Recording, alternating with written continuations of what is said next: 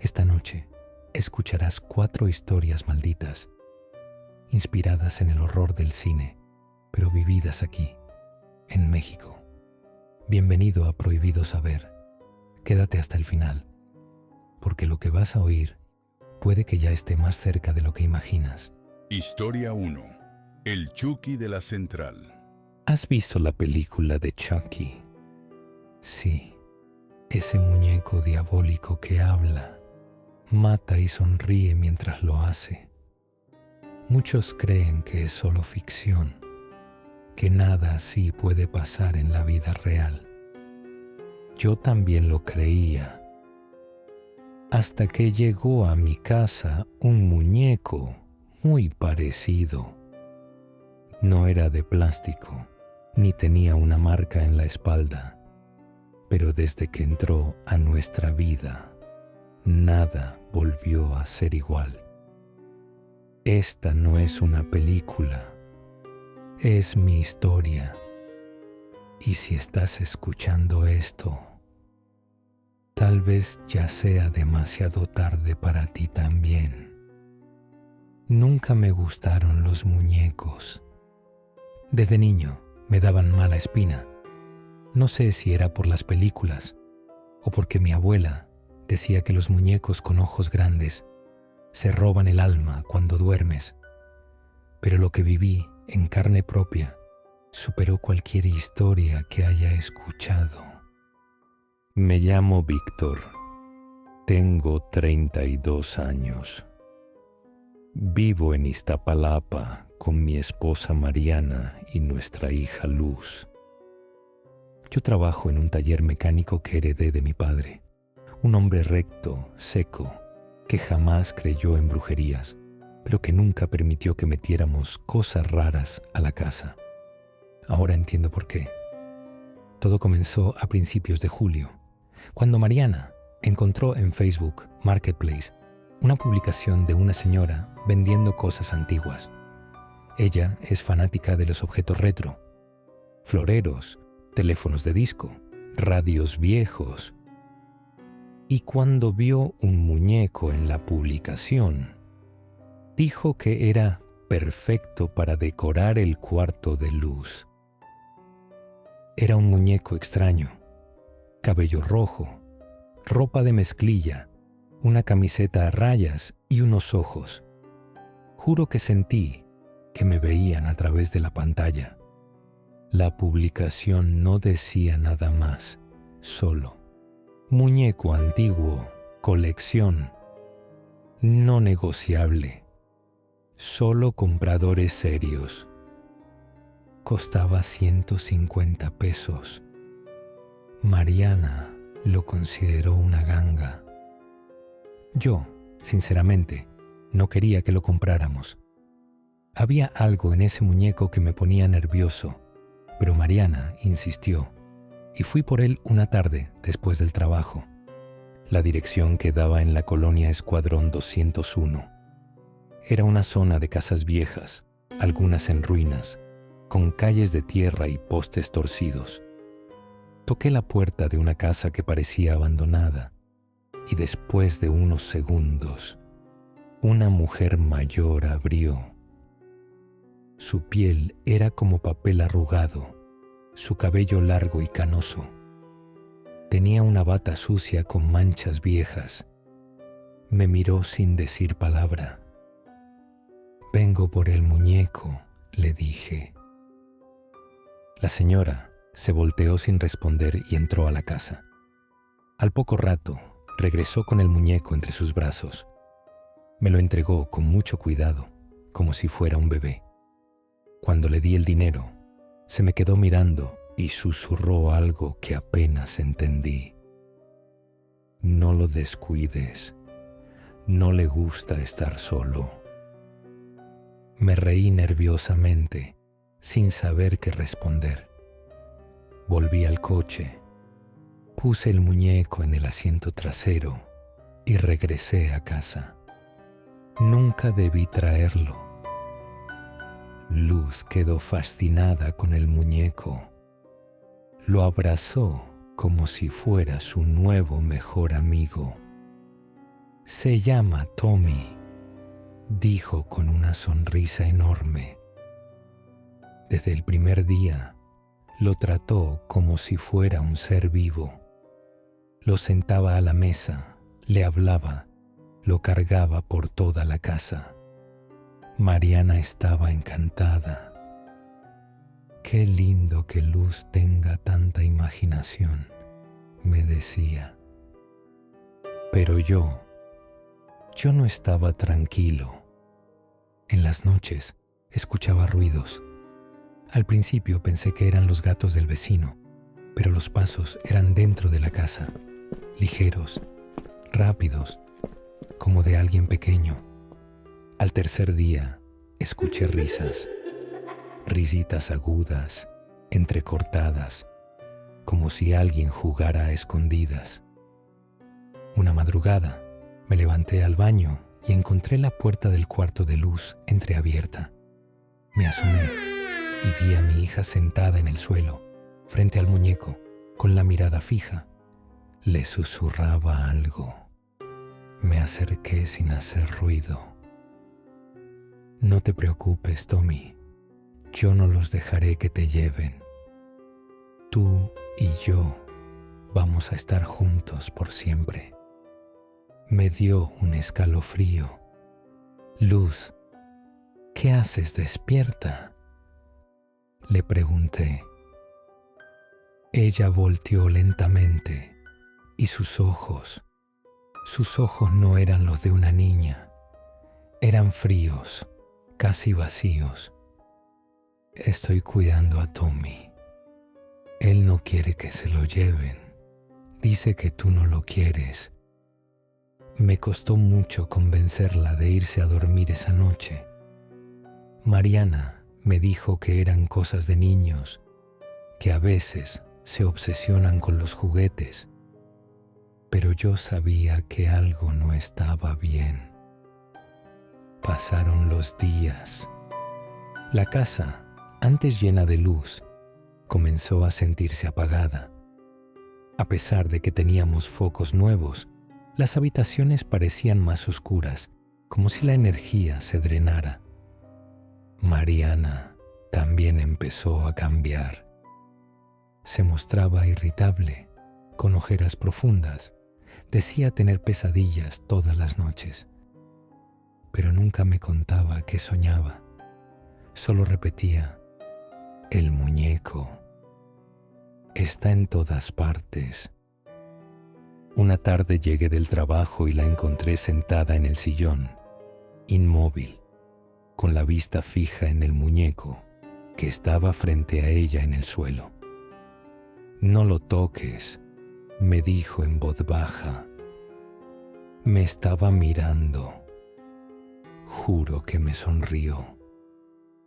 Traté de quitarle importancia, pero esa misma noche fui yo el que soñó con él. Estaba en nuestra casa, pero todo estaba quemado. Las paredes negras, los muebles carbonizados y el aire tenía un olor nauseabundo. Caminaba por el pasillo y escuchaba risas infantiles que se mezclaban con una voz grave, distorsionada, que repetía mi nombre. Al fondo vi una figura pequeña, el muñeco, pero esta vez no era de trapo. Era carne y metal. Sus ojos eran reales, inyectados de sangre, y su boca se abría para dejar salir una lengua negra, podrida. Se me lanzó al cuello. Me desperté empapado en sudor, y al mirar hacia la puerta del cuarto, ahí estaba, sentado, mirándome. A la mañana siguiente no fui al taller. Me quedé investigando. Busqué foros de objetos malditos, muñecos poseídos, y fue ahí donde encontré un hilo en un blog viejo llamado El umbral de las cosas prohibidas. Una mujer contaba que en los años 80 Su primo había sido asesinado en una vecindad en la colonia Atlántida. El asesino, un hombre llamado Rubén el Rojito Castañeda, un ex brujo que, según ella, había realizado rituales de transferencia de alma usando muñecos hechos a mano. Busqué el nombre. Rubén Castañeda había sido detenido en 1988. Era un expendedor de droga que también practicaba santería oscura. Fue asesinado en prisión al poco tiempo, pero antes de morir, dijo frente a un sacerdote: «No me mataron, me mudaron». Eso quedó registrado en una nota del Excelsior. La foto que acompañaba el artículo me dejó sin aliento. Rubén tenía cabello rojo, un overol azul y una sonrisa torcida, como el muñeco. Me obsesioné. Empecé a publicar fotos del muñeco en grupos de coleccionistas. En uno de ellos, una señora me mandó mensaje directo: «Ese muñeco estuvo en casa de mi sobrina hace años. Su esposo murió en circunstancias extrañas. Lo tiraron, pero siempre regresa».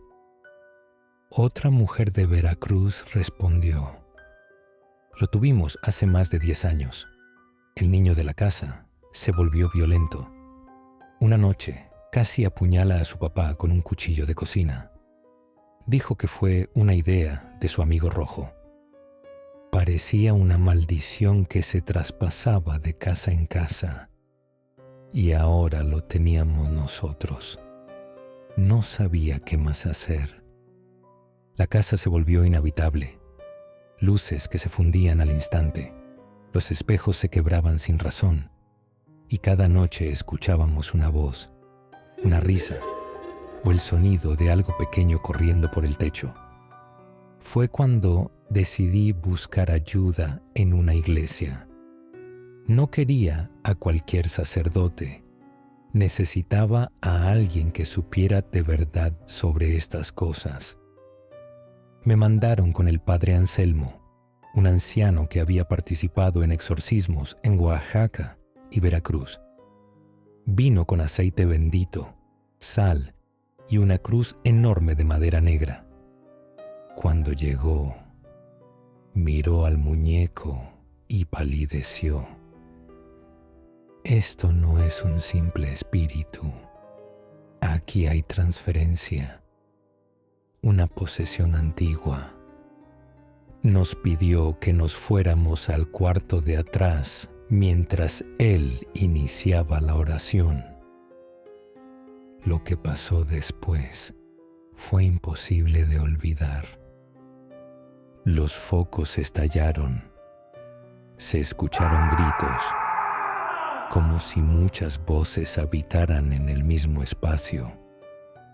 Cuando corrí al cuarto, lo encontré desmayado.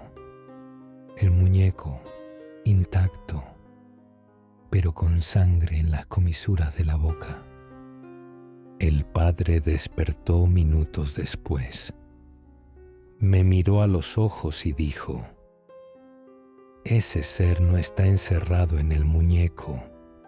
El muñeco es solo la puerta. Ya no había opción».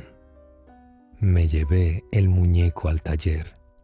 Lo metí en una caja de metal y le vacié gasolina. Lo observé mientras ardía.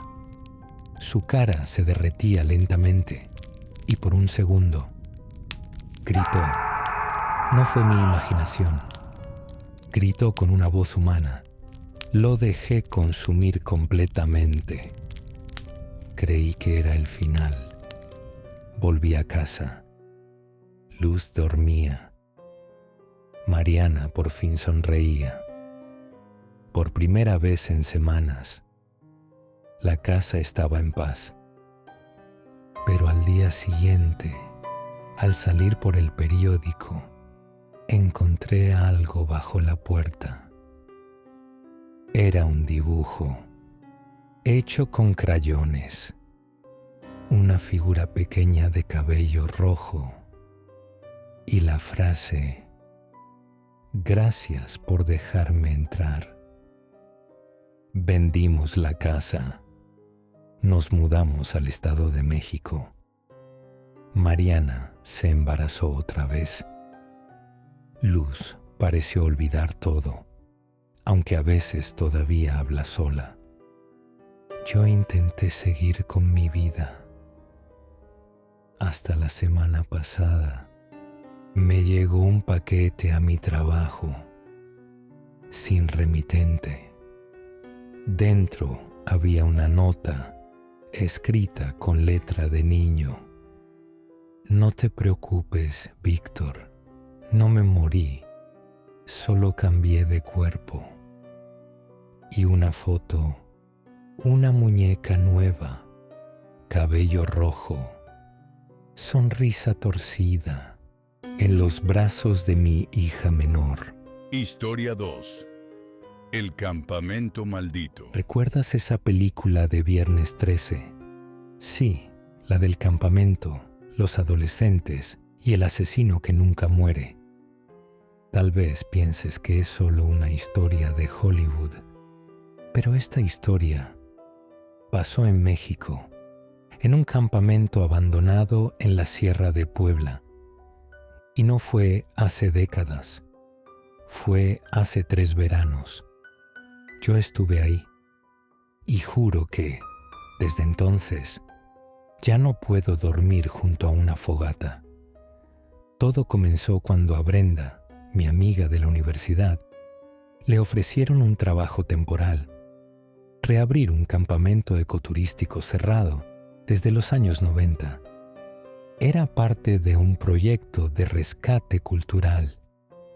El lugar está intacto, decía el anuncio. Solo necesita amor, manos jóvenes y buena vibra. Brenda lo vio como una aventura y nos convenció de ir con ella. Éramos 6, Brenda, su novio Elías, su prima Dani, el Huicho, el típico amigo que graba todo, Omar y yo. La paga no era gran cosa, pero nos ofrecían alojamiento, comida y la experiencia de pasar un mes en un lugar mágico y lleno de historia. Aceptamos. La combi nos dejó en una brecha sin señal. Un tipo en una cuatrimoto nos recogió. No habló mucho, solo dijo: cuando entren, no se salgan del área marcada. Y si oyen campanas, no pregunten, solo enciérrense. Pensamos que era parte del folclore. No lo era. El campamento se llamaba La Cañada del Viento, una especie de albergue entre árboles altísimos, con cabañas de madera, una fogata central y un lago que parecía espejo. Todo lucía perfecto, demasiado perfecto, como si nadie hubiera estado ahí en años, pero todo siguiera limpio. Esa noche encendimos la fogata. Brenda repartió las llaves de las cabañas y cuando estábamos por dormir, Huicho, que no dejaba de grabar, encontró algo bajo el piso de su cama. Una navaja oxidada con una fecha grabada, 13 de julio de 1998, y junto a ella, un dije partido a la mitad, con sangre seca en el hilo. A la mañana siguiente, el clima había cambiado. Las nubes cubrían el cielo como si alguien hubiera apagado el sol. Durante el desayuno, Huicho sacó la navaja, la puso sobre la mesa como si fuera un trofeo y preguntó: ¿qué creen que significa la fecha? Elías se encogió de hombros, pero Dani que había estado revisando viejos archivos en la cabaña de dirección, se quedó helada. Ayer encontré una lista. Era de los campistas que estuvieron aquí en el verano del 98. Uno de ellos desapareció el 13 de julio. ¿Desapareció?, pregunté. Sí, un chavo. Se llamaba Isaac Mesa Carrillo.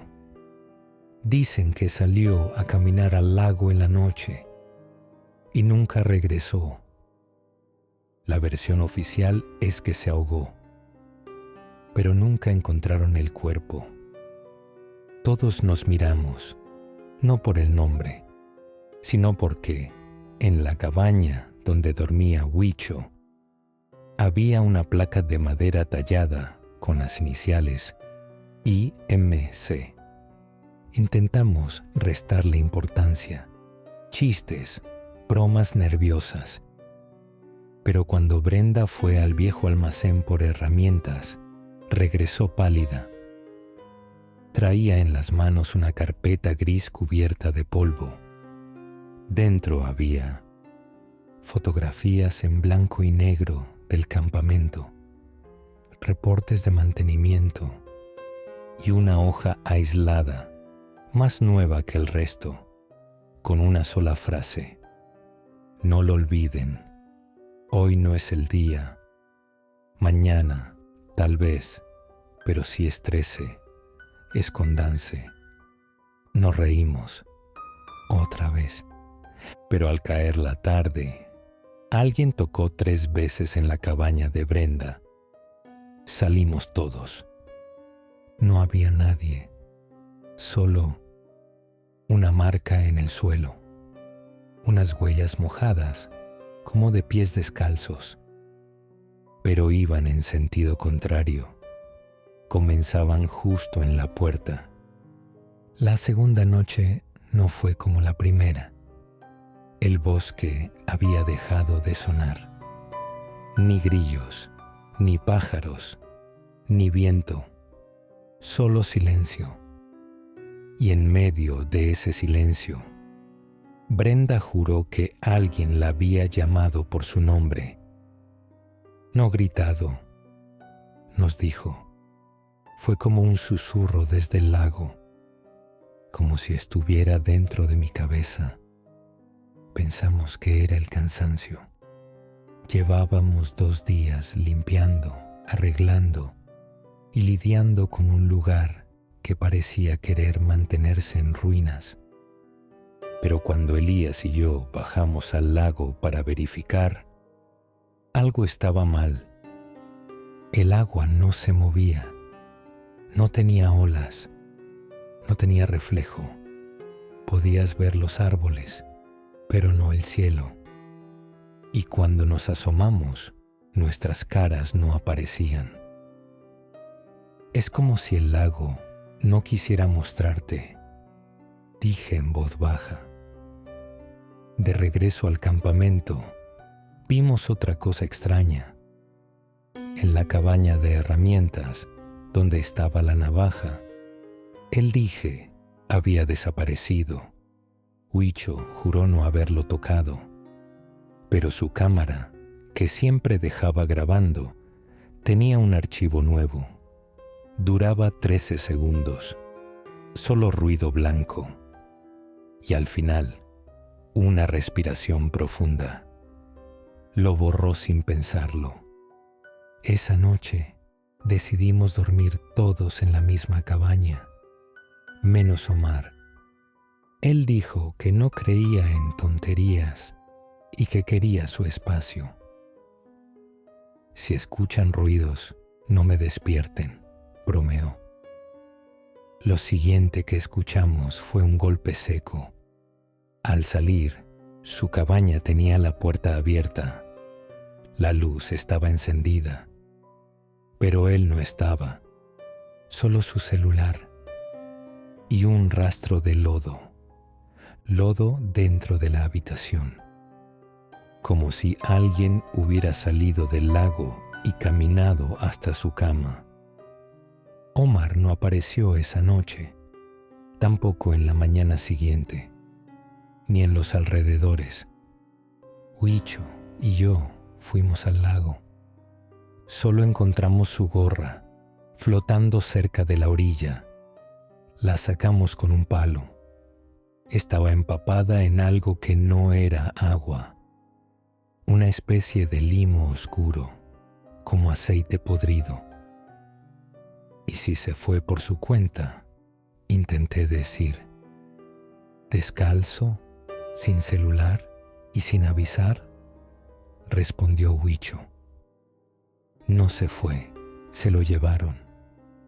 Regresamos al comedor y fue cuando Dani dijo algo que nos congeló a todos. Yo estuve leyendo el diario del encargado del campamento antes de que cerraran. Sacó el cuaderno, páginas viejas cubiertas de tierra y humedad.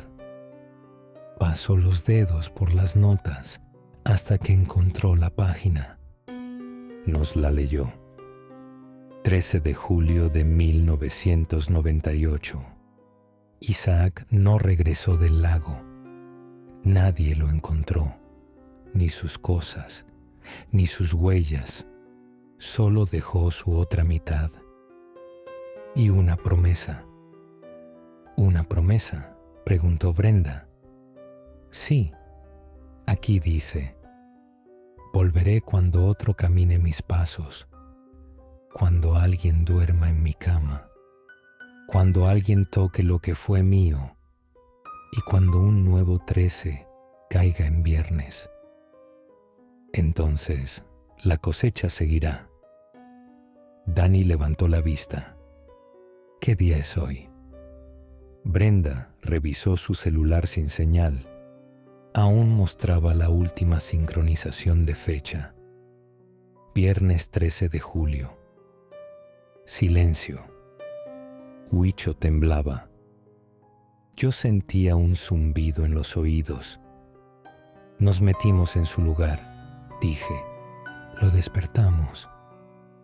Brenda se echó para atrás. ¿Quién? Dani cerró el diario. Isaac.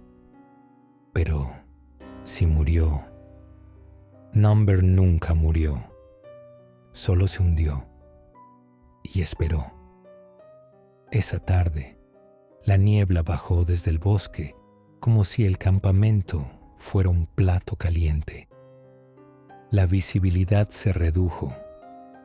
Los árboles se borraron y el silencio se volvió pesado. Intentamos mantenernos juntos en la cabaña principal, pero la tensión era insoportable. Entonces, alguien tocó la puerta. 1, 2, 3 veces, justo igual que la noche anterior. Brenda tomó una linterna y se acercó. Yo le dije que no abriera. Huicho empezó a grabar, sin decir nada.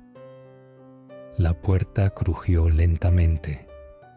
Afuera, entre la neblina, una silueta.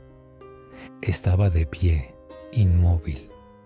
No hablaba, no respiraba, solo observaba.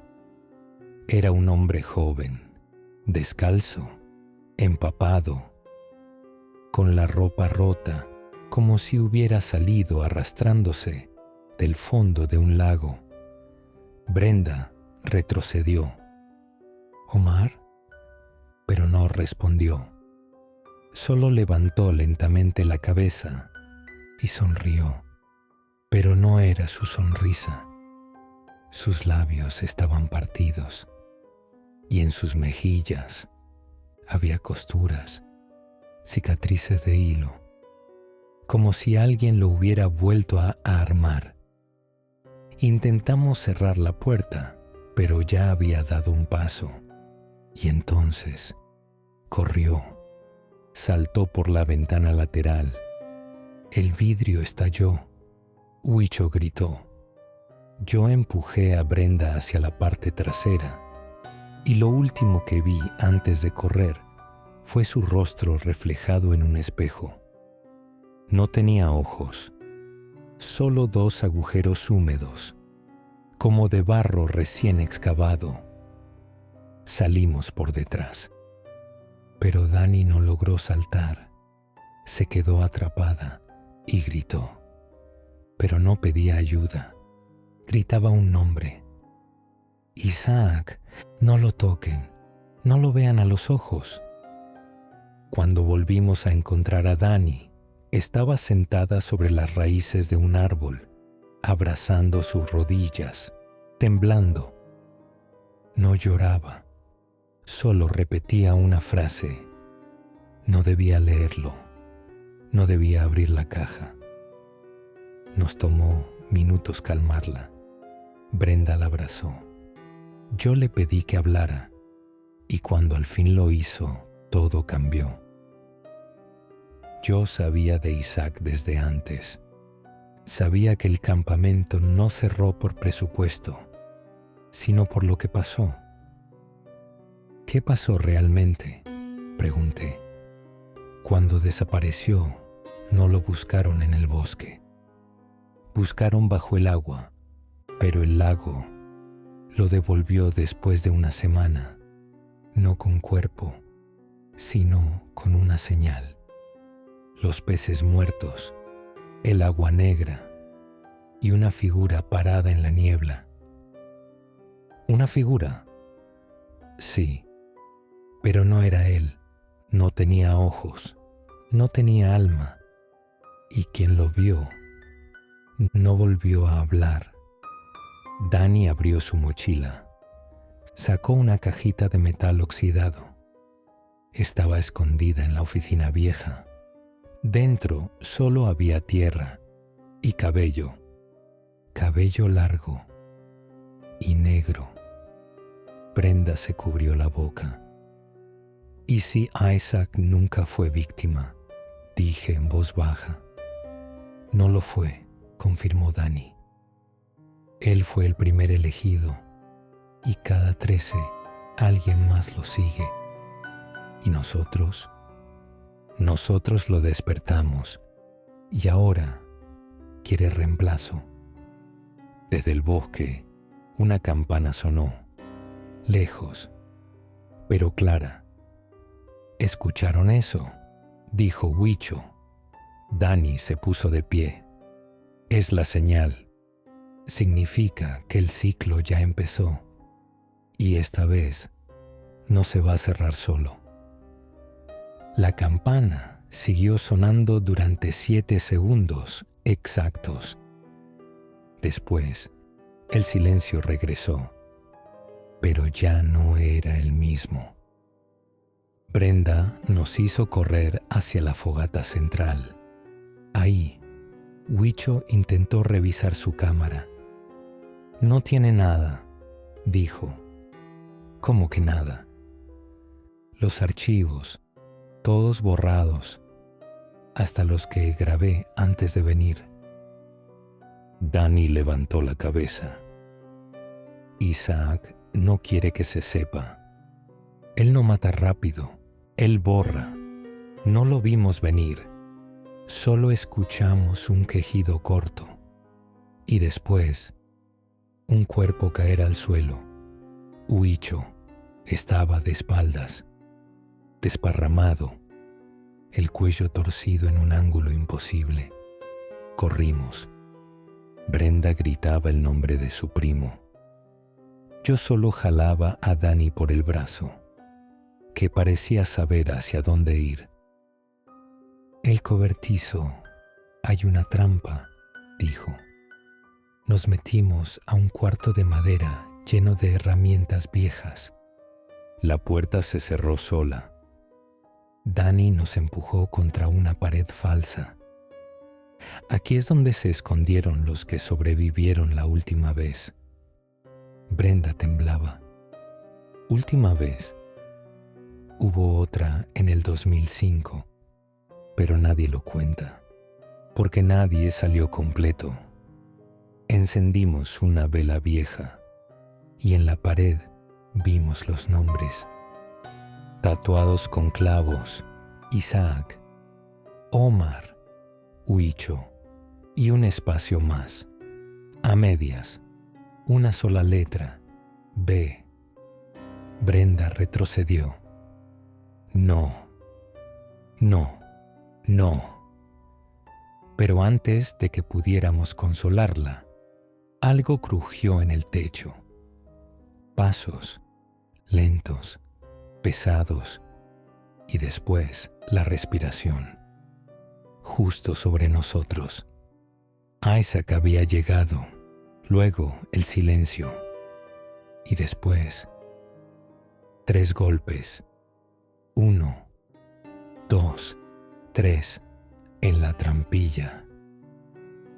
Isaac sabía dónde estábamos, siempre lo supo. Tenemos que correr, susurró Dani. Hay una salida trasera, pero alguien tiene que abrirla desde fuera. Miré a Brenda. Ella me miró a mí, pero fue Dani quien tomó la decisión. Yo me quedo. Estás loca, le dije.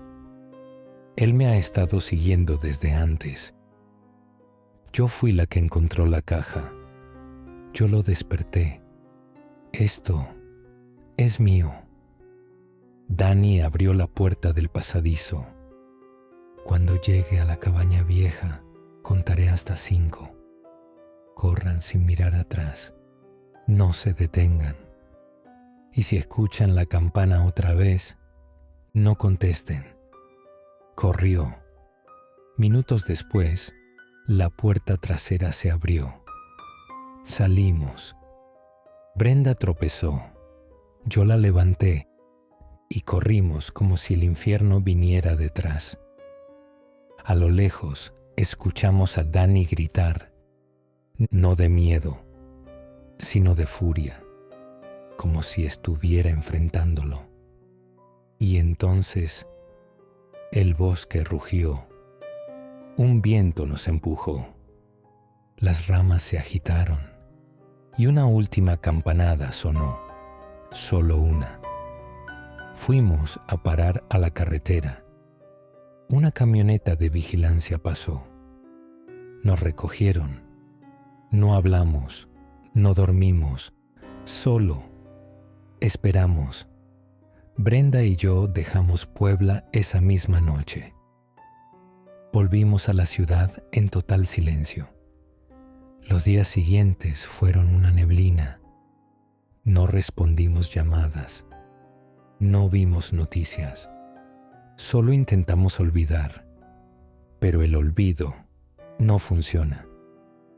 Una semana después, Brenda recibió un sobre, sin remitente, solo su nombre, escrito a mano con tinta negra. Adentro había una foto. Era Huicho, parado junto al lago, pero de espaldas, y detrás de él, una figura borrosa con una navaja en la mano, y luego una nota. Solo falta un nombre más. Brenda la rompió. Yo intenté no pensar más en ello, pero hace 2 noches algo me despertó.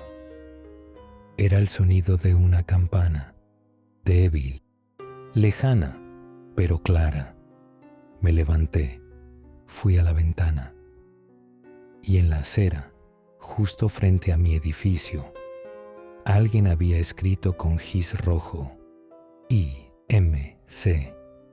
Ya no duermo, ya no tengo espejos. Y Brenda desapareció ayer. Yo fui al departamento. Todo estaba limpio, excepto una cosa. Sobre su cama, una hoja, la misma letra de la nota anterior. La cosecha no se detiene, solo cambia de rostro. Y ahora, cada viernes 13, cierro puertas, apago luces y no respondo si tocan 3 veces. Porque si tú también te tropiezas con algo viejo, algo olvidado, una navaja oxidada, una foto partida, un dije cubierto de tierra. No lo toques, no preguntes y sobre todo, no digas su nombre, porque si Isaac vuelve a oírlo, no necesitará buscarte, tú irás a él. Historia 3. La muñeca de las tragedias. ¿Has oído hablar de Annabel? La muñeca maldita encerrada en una vitrina vendida por los Warren en Estados Unidos. Una entidad que ha provocado temor durante décadas. Pero esta historia no sucede en Connecticut. Sucede aquí, en México. Y no hay vitrina que la contenga. Te presento la historia real de la muñeca maldita de Huetamo. Historia Una 4. muñeca que no fue creada por No hables cineastas, con extraños en la carretera. sino por el silencio, la tragedia y algo que nunca debió despertar. Dicen que cuando te mira, no solo te observa, te elige. La hacienda de Huetamo fue construida en 1920, en los márgenes del río Balsas. Era una finca próspera, hogar de la poderosa familia Calderón. Tenían maíz, ganado y poder político, pero también, según cuentan los pobladores, una deuda con la tierra. María Elena nació en 1954. La hija menor. La describen como una niña diferente, siempre callada, con la mirada vacía. No lloraba, no reía. Solo sostenía en sus brazos una muñeca antigua que su abuela le había regalado. Hecha de porcelana, con ojos de cristal azul, mejillas pálidas y cabello humano trenzado. Desde que la muñeca llegó, las cosas cambiaron. Los animales se agitaban sin razón. Las puertas se abrían solas. Y en la madrugada, los empleados escuchaban risas infantiles que no venían de ningún lado, excepto de la habitación de la niña. Una noche, la madre de María Elena la sorprendió hablando sola, pero no con voz de niña, sino con un tono más grave, como de mujer adulta. Cuando le preguntó con quién hablaba, María Elena solo respondió: ella me dice cosas, y si no la obedezco, se enoja. Poco después, el sacerdote del pueblo fue invitado a bendecir la casa. Al llegar al cuarto de la niña, se detuvo en seco. Dijo que algo no estaba bien. Se negó a tocar la muñeca. Al día siguiente, enfermó gravemente. Una de las sirvientas intentó esconder la muñeca en un baúl. Al abrir el baúl esa misma noche, la encontró de nuevo en la cama de la niña, sentada, con una sonrisa más marcada que antes. Ese mismo día, la mujer se fue sin cobrar. Nunca regresó. Los Calderón pensaban en enviar a la niña a un internado. Pero entonces vino el incendio. El 3 de septiembre de 1978, alrededor de las 3:15 de la mañana, la hacienda se convirtió en una hoguera. Las llamas se propagaron inexplicablemente rápido. Los cuerpos de toda la familia fueron encontrados calcinados. Todos, excepto María Elena, la hallaron fuera de la casa, con la muñeca en el regazo, mirando el fuego sin parpadear. La policía dijo que estaba en shock. Los vecinos aseguraron otra cosa, que cuando la vieron, la niña sonreía y repetía una frase una y otra vez: ella me protegió, ella me protegió. Durante más de 30 años, la hacienda quedó abandonada. Nadie se atrevía a entrar. La vegetación la consumió. Las ventanas se rompieron, pero dentro, la habitación de María Elena permanecía intacta. En 2014, un grupo de exploradores urbanos grabó un video en el lugar. Mostraron los pasillos, los muebles antiguos, y al llegar al cuarto, allí estaba la muñeca, sentada sobre una silla. No tenía polvo, no tenía daños, y cuando enfocaron la cámara en su rostro, un susurro se filtró en el micrófono. ¿Quieres jugar? El video se volvió viral, pero desapareció a las pocas horas. El canal fue eliminado. El teléfono del autor dejó de funcionar, pero los que lo vieron recuerdan lo mismo: una figura pequeña moviéndose al fondo del pasillo y una risa seca que helaba la sangre. Un sacerdote local y 2 investigadores intentaron sellarla. La colocaron dentro de una caja de madera, reforzada con símbolos antiguos y oraciones. La guardaron en una capilla. Pero al día siguiente, la caja apareció abierta, vacía, sobre el altar. Desde entonces, cada persona que ha intentado guardarla ha enfermado, desaparecido o muerto. Una de las víctimas fue grabada murmurando en voz baja: no debí verla tan fijamente. Ella me eligió. Hoy nadie sabe dónde está la muñeca. Algunos creen que aún está en la hacienda. Otros dicen que viaja por casas de antigüedades, esperando ser comprada. Esperando mirar a alguien a los ojos.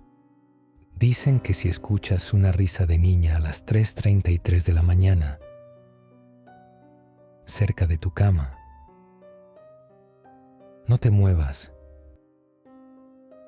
no la busques, no le hables,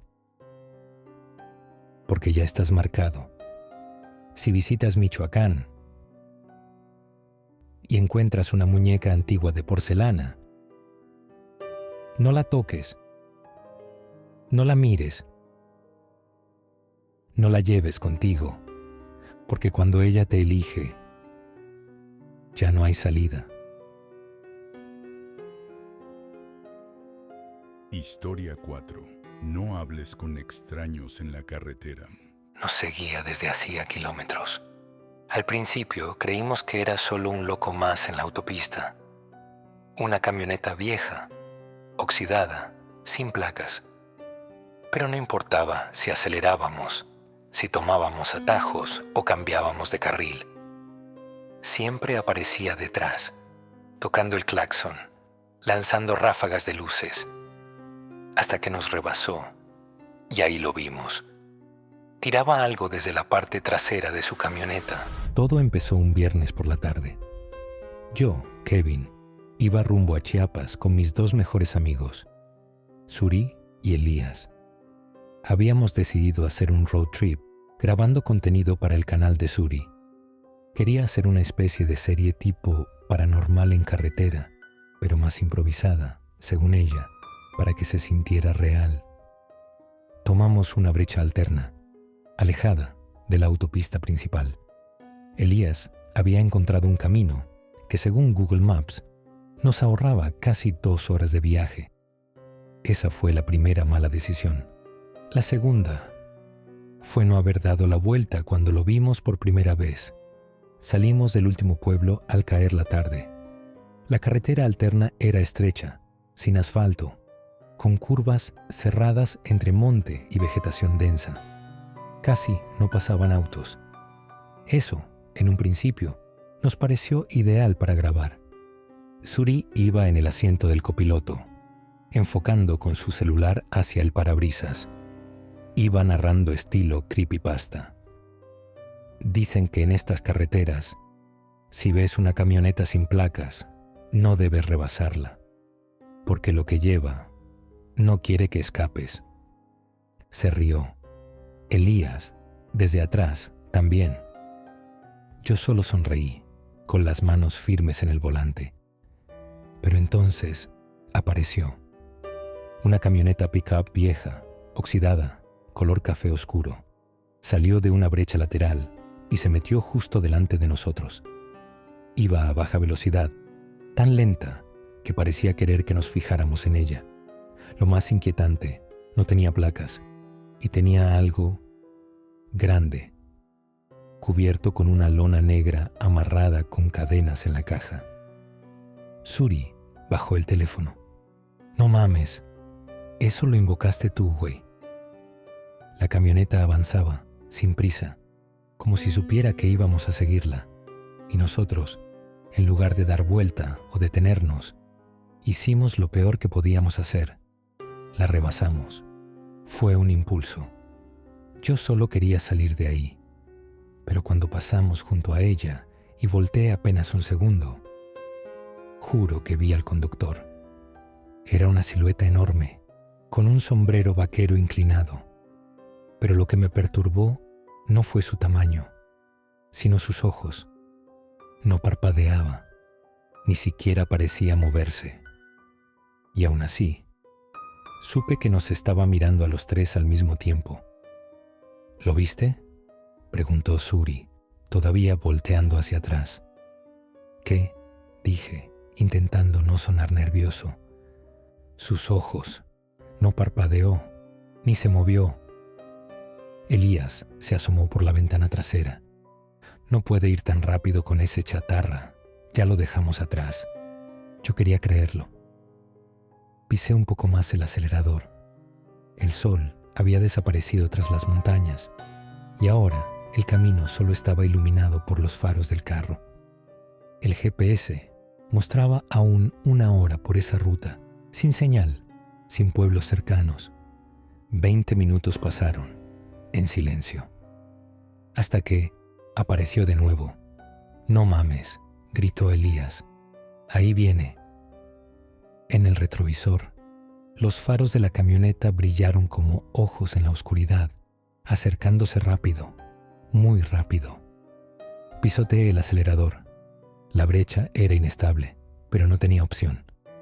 La camioneta se pegó tanto que parecía que quería empujarnos. Entonces la escuchamos. Una bocina, no una normal. Era como una alarma oxidada, rota, un bramido metálico que nos hizo temblar el pecho. «¡Nos está cazando!», gritó Suri. Vi un camino de terracería a la izquierda y giré de golpe. Las llantas chillaron. Entramos en una zona arbolada, un camino de tierra lleno de ramas secas. Por un momento se hizo el silencio. Apagué las luces. Nadie respiraba. Solo el sonido del motor apagándose y nuestros corazones acelerados. Esperamos. Nada. «¿Se fue?», susurró Elías. «Creo que sí», dije yo.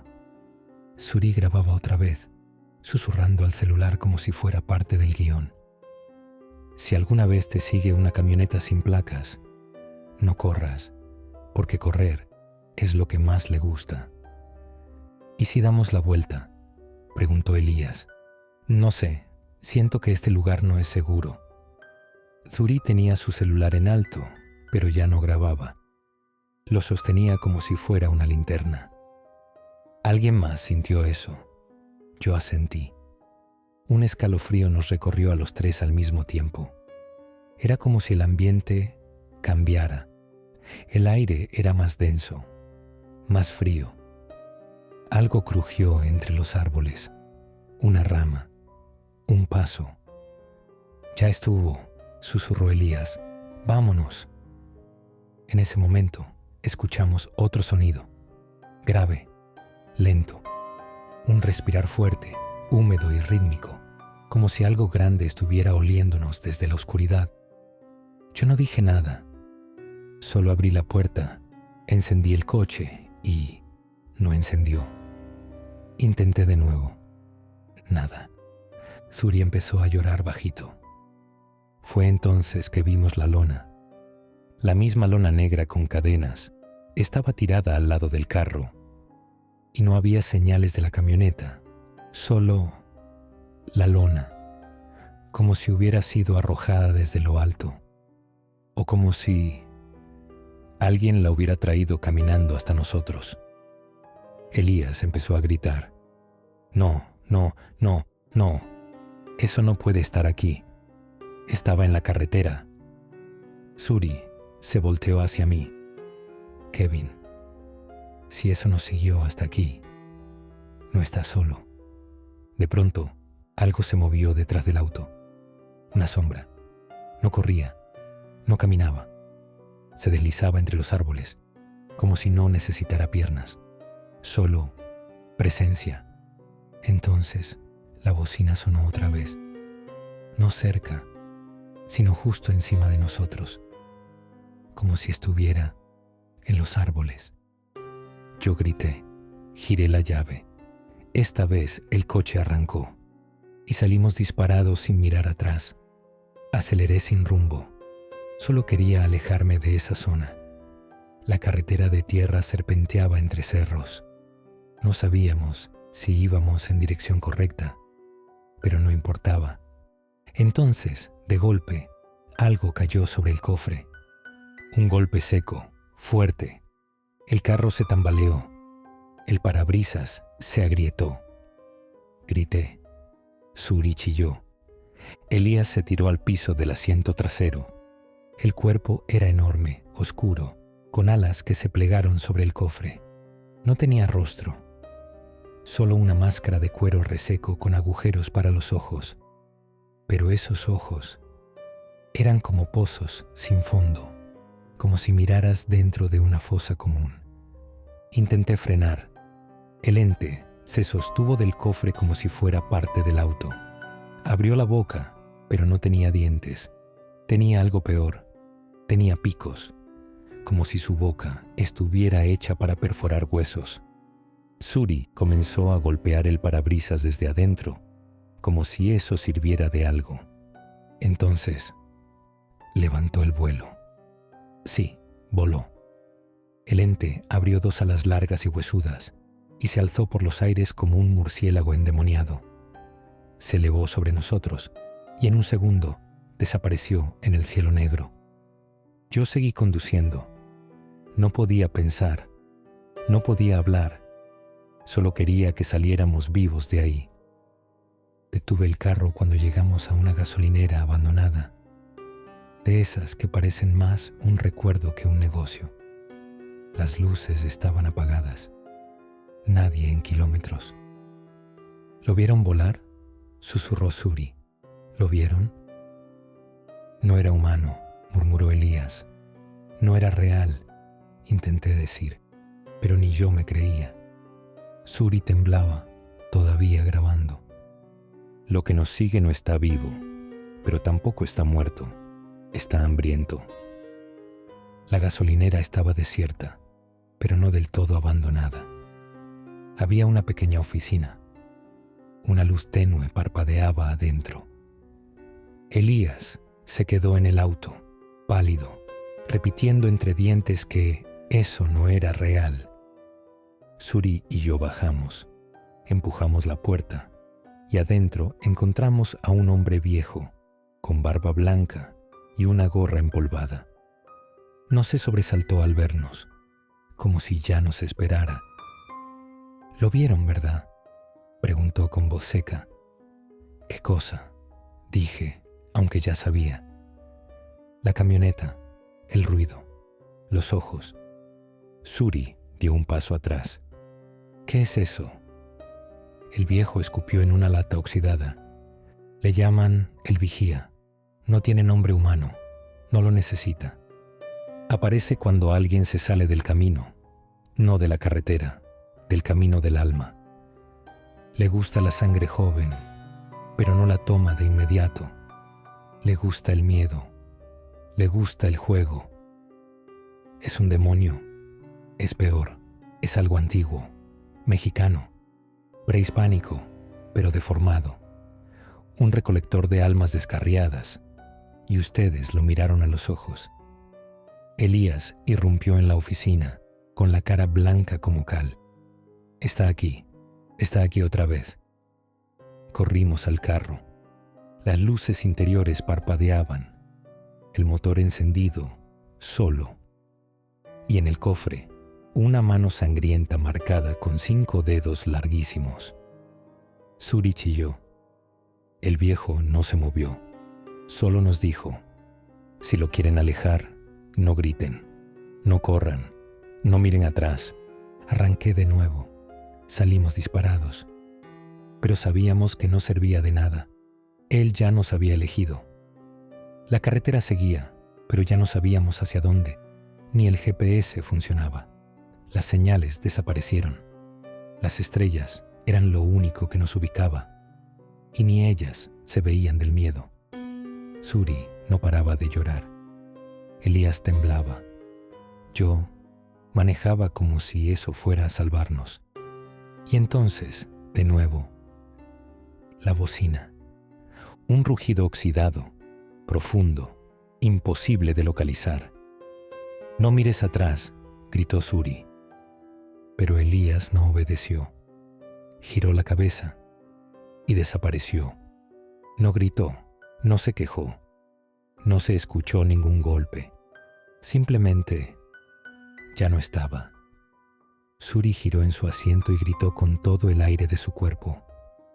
«¡Elías!». Detuve el carro en seco. Bajé. Grité su nombre 1, 2, 10 veces. Nada. Solo la noche. La puerta trasera seguía cerrada. No había rastro de que hubiera salido. No había sangre. No había señal. Suri bajó también. Y lo que vimos a unos metros nos heló los huesos. El teléfono de Elías, encendido, con la cámara en modo selfie. Grabando. Mostraba una imagen fija. Una cara monstruosa, de piel rasgada, con alas abiertas y ojos negros mirando directo al lente. Suri se desmoronó. «Ya lo tiene», susurró. «No», dije, «aún no terminamos». Pero en ese momento, mi celular vibró. Un mensaje de un número desconocido. Faltan 2. Suri no quería volver a subir al coche. Decía que si nos movíamos, él se movía con nosotros. Yo no podía dejarla, pero tampoco quería quedarnos ahí. La carretera era una trampa, pero quedarse era una sentencia. «Ya lo tiene a él. Tal vez solo quiere uno más», dijo Suri, abrazando sus piernas. «No va a parar», le respondí. «No es como si tuviera reglas». Ella me miró. «¿Y si las tiene? ¿Y si solo quiere uno a la vez?» Entonces escuchamos pasos.